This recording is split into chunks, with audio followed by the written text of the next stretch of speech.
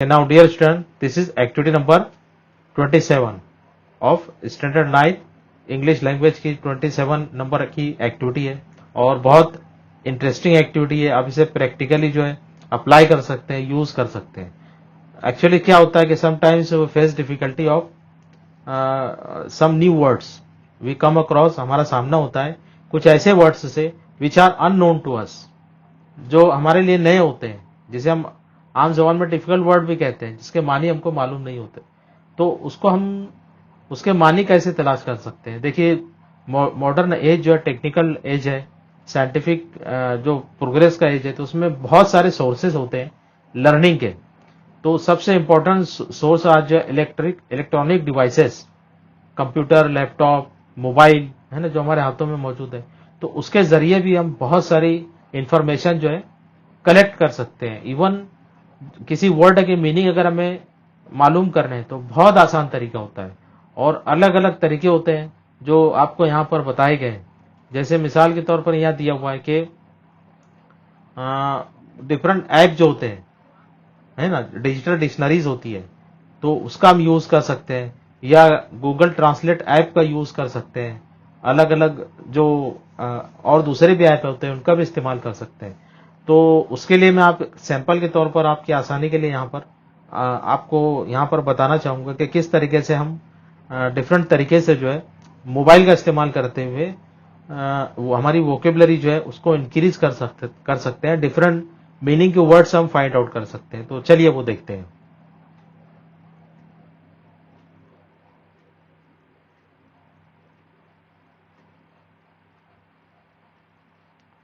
So dear students, in this way हम जो है अलग अलग वर्ड्स के मीनिंग फाइंड आउट कर सकते हैं। अब जैसे यहां पर देखिए एक सैंपल दिया हुआ है, वर्ड इज वर्क। अब यहां दिया हुआ एज अ नाउन, तो वर्क जो वर्ड है एज अ नाउन भी उसका इस्तेमाल हो सकता है ना, और एज अ वर्ब भी हो सकता है। तो एक ही वर्ड जो है वो अलग अलग तरीके से इस्तेमाल होता है। तो डिक्शनरी में जब हम देखेंगे, चाहे ऑक्सफोर्ड डिक्शनरी हम जैसे मैंने आपको बताया भी कि मोबाइल पर भी हम देख सकते हैं, तो उसमें भी इसको बताया जाता है कि एक ही वर्ड जो वो किस तरीके से अलग अलग मानी में इस्तेमाल होता है। तो वर्क जो लफ्ज है यहाँ पर देखिए एज अ नाउन इस्तेमाल कर सकते हैं या एज अ वर्ब इस्तेमाल कर सकते हैं। साथ ही साथ उसके सिनोनिम और एंटोनिम भी होते हैं। सिनोनिम यानी हम मानी लफ्ज, तो वर्क जो लफ्ज है उसके सिनोनिम हम मानी लफ्ज है labour, toil, slog, drudgery, extortion, ये जो उसके हम मानी लफ्ज है। इसी तरीके से एंटोनिम यानी अपोजिट, तो लेजर, रेस्ट, ये जो अपोजिट है। तो इस तरीके से एक ही वर्ड को हम अलग अलग तरीके से समझ सकते हैं।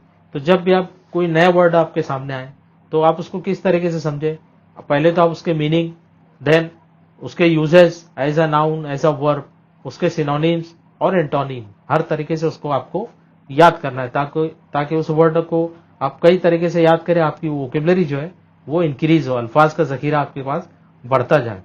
तो मैंने एग्जांपल के जरिए आपको बताने की कोशिश की मोबाइल में जो ऐप है उसका, या गूगल सर्च के जरिए किस तरीके से हम जो है किसी वर्ड के मीनिंग फाइंड आउट करते हैं। तो यहाँ पर कुछ वर्ड दिए हुए and you have to find out the meaning of this words. इन अल्फाज के मानी और भी दूसरे अल्फाज के मानी आप जो आपके लिए नए लफ्ज हैं वो आप फाइंड आउट कर अपनी कॉपी में नोट डाउन कीजिए। ये आपकी एक्टिविटी रहेगी। देखिए यहाँ पर कुछ वर्ड्स दिए हुए जिसके मानी आपको फाइंड आउट करने हैं। तो कम से एटलीस्ट 15 से 20 वर्ड्स ऐसे लीजिए which are unknown to you, जो आपके लिए नए। आप अपने टेक्स्ट बुक से भी वो वर्ड्स ले सकते हैं। उन वर्ड्स को लेकर जो है आपको उसके मीनिंग राइट डाउन करना है और उसके यूजेज भी लिखना है। साथ ही साथ उसके सिनोनिम और एंटोनिम से भी लिखिए, एटलीस्ट 20 वर्ड्स के। Now we will meet in next activity. Till then, good bye.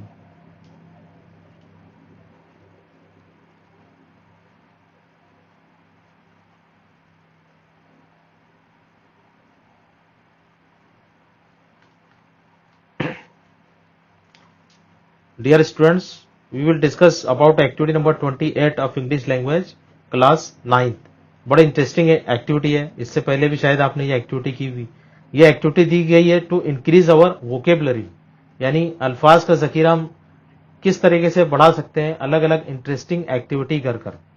तो एक तरीका ये होता है कि आपके एक्टिविटी शीट में भी ये क्वेश्चन जो इससे पहले शायद पूछा गया होगा, आपने देखा होगा कि कुछ वर्ड्स दिए, जैसे यहां पर दिया हुआ है ईट, तो इसके लिए आपको लिखना है वर्ड चैन। एक एक्टिविटी होती है वर्ड चैन। तो वर्ड चैन क्या होती है? बहुत सिंपल एक्टिविटी होती है। इसमें करना क्या होता है, जैसे यहां पर देखिए ये वर्ड दिया हुआ है ईट, तो लास्ट वो जो अल्फाबेट जो लेटर इसमें इस्तेमाल हुआ है वर्ड ईट में, वो क्या है? वो है टी। फिर हमको लिखना है वो वर्ड जो टी से शुरू होता है। तो आसान वर्ड हम लेंगे, हमने यहां पर वर्ड लिखा टाइगर। देन लास्ट वर्ड क्या है? आर। तो आर से हमने नया वर्ड यहां पर लिखा run. Then what is the last letter of run? N. तो हमने यहां पर नया वर्ड लिखा nose. Then what is the last letter of nose? The last letter is E. तो ई से नया वर्ड हमने लिखा इजी।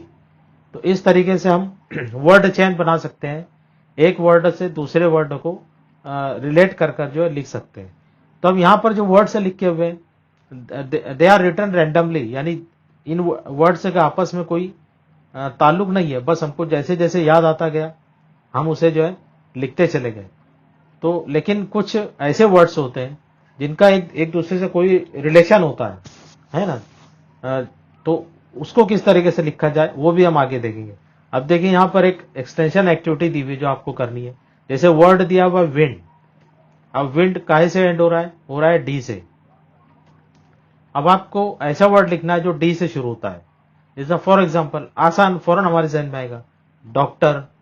अब जब डॉक्टर लिखेंगे तो आखिर में वर्ड आएगा आर, तो आर से आपको नया वर्ड लिखो, इस तरीके से उसको आगे बढ़ाना है। Then next word is star. अब स्टार में लास्ट वर्ड क्या है? आर।